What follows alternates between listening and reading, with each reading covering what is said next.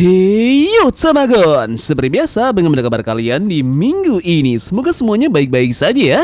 Kali ini kita akan bahas terkait dengan lanjutan dari manga Kagurabachi yang ada pada chapter 84. Namun sebelumnya, jika kalian masih terlewatkan dengan chapter lalu ataupun belum pernah membaca manga Kagurabachi, Tamagon sudah rangkum alur ceritanya dari chapter 1 sampai dengan chapter terakhir. Jadi kalian bisa menikmati dan juga menontonnya. Kali ini kita akan bahas dulu chapter terbaru, di mana Tamagon akan membahas chapter lalu yang berisi plot twist menarik, di mana ternyata salah satu pengguna pedang sihir yakni Uruha masih hidup. Padahal sebelumnya dia sudah sempat ditebas oleh Samura dan dinyatakan tewas. Dan cerita terakhir berakhir dengan pertarungan sengit antara Chihiro yang melawan Samura. Dua pedang iblis saling bentrok, yakni Enten dan juga Tobimune.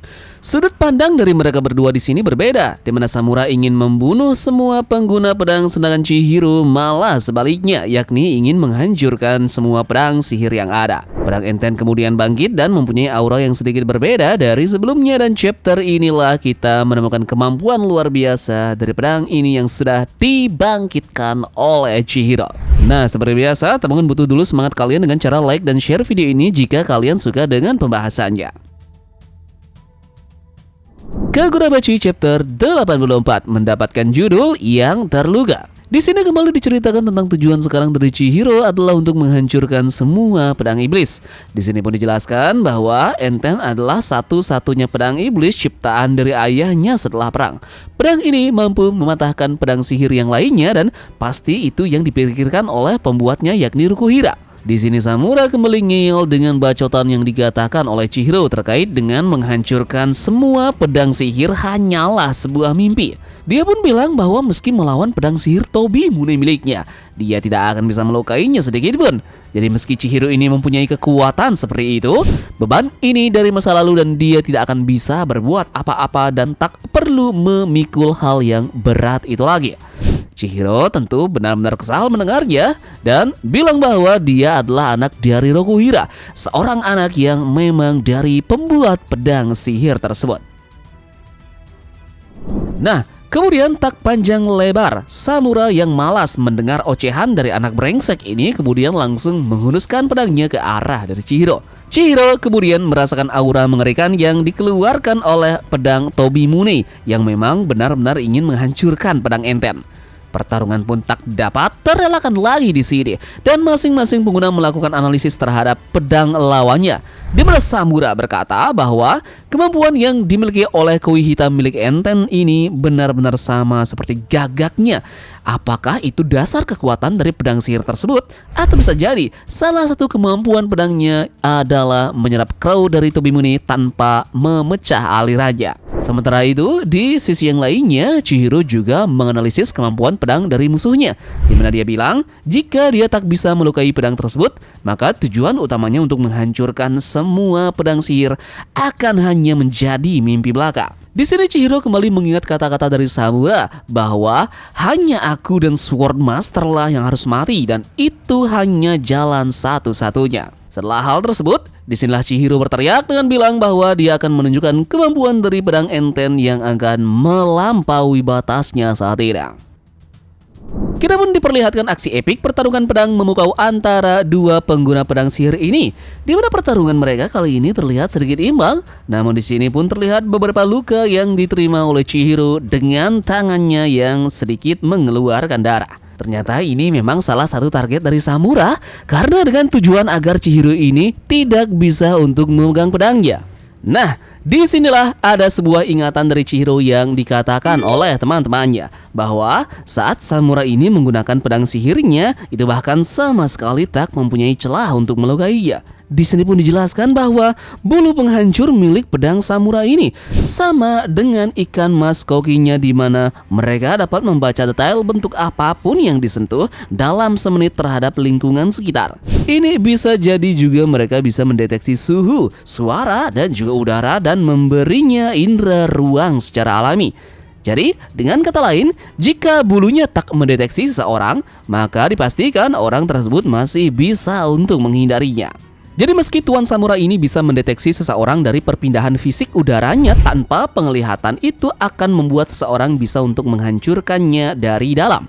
Dan secara garis besar kita pun melihat bahwa Masumi berada di sekeliling dari Samura saat ini. Kita kembali ke pertarungan dari mereka berdua. Di sini ada sebuah panel yang memperlihatkan anak dari Tuan Samura yang melihat ayahnya sedang berhadapan dengan Chihiro.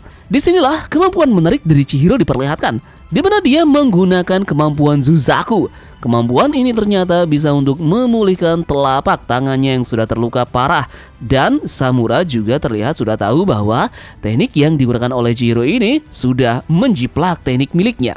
Namun Chihiro bilang bahwa teknik Zuzaku masih baru, jadi mana mungkin dan mustahil untuk dikuasai secara instan. Apalagi luka yang diderita itu cukup dalam sampai tulang dan setidaknya dia membutuhkan waktu 10-20 detik untuk hal tersebut. Sementara itu, Samura tahu bahwa Masuri ini mencoba untuk mengulur waktu. Di sini bocil ini pun dengan epik bilang bahwa apakah Samura ini takut untuk membuka mata dan melihat masa depan dari hidupnya. Samura tentu panas dan bilang bahwa aku tahu seperti apa masa depan tersebut. Nah, dan pancaran aura pun dilepaskan oleh Samura ini yang mementalkan ketiga rekan dari Chihiro ini.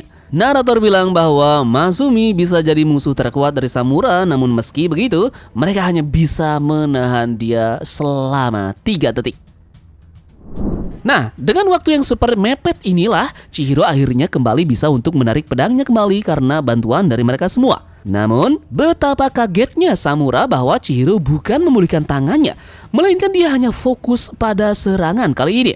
Yup, dan kita pun sampai pada akhir panel chapter 84 Kagurabachi. Di sini terlihat Chihiro yang sudah menarik pedangnya kembali dan dilihat oleh anak dari Samura. Chihiro pun di sini berteriak bahwa kami tak peduli seberapa banyak kami terluka. Yup, dan disinilah benturan pedang dari mereka berdua terjadi dan kita pun melihat ada sedikit gesekan dan retakan dari pedang Tobi Muni milik Samura. Yap, chapter ini benar-benar luar biasa ya. Chihiro bertekad menghancurkan Zenouchi alias pedang sihir semuanya sebagai simbol harapannya akan masa depan di mana Samura hidup bukanlah mati. Ini bukan soal kekerasan melainkan menegaskan identitas dari Chihiro sebagai putra dari pembuat pedang sihir yakni Rokuhira dan pewaris Enten, bukan hanya murid atau lawan biasa. Chihiro pun akhirnya berhasil menorehkan goresan sedikit pada Tobi Bune, sesuatu yang tidak pernah terjadi sebelumnya. Ini pun menunjukkan peningkatan teknis dan strategi signifikan. Ini pun menjadi titik balik jika ia membuktikan bahwa Enten dengan kekuatan dan keunikannya bukan hanya senjata terakhir yang menjadi anak bawang.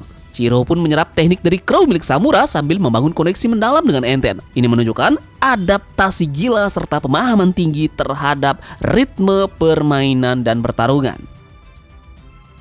Kemudian kehadiran dari anak dari Samura yakni Iori menggarisbawahi bahwa Chihiro bukan cuma bertarung demi dirinya sendiri, tapi demi juga orang-orang yang dia sayangi. Dan terakhir menarik juga mengenai teknik Zuzaku dan penyimpanan energi di sarung Enten membuka kemungkinan kombinasi teknik di masa depan yang lebih kompleks dari Enten dan juga Chihiro ini nantinya. Yup, jadi sekian saja pembahasan tambahan terkait dengan Kagurabachi chapter 84 ini. Nah, di minggu depan tentu kita akan mendapatkan lanjutan cerita berikutnya yang lebih seru lagi. Jangan lupa nyalakan lonceng notifikasinya, oke?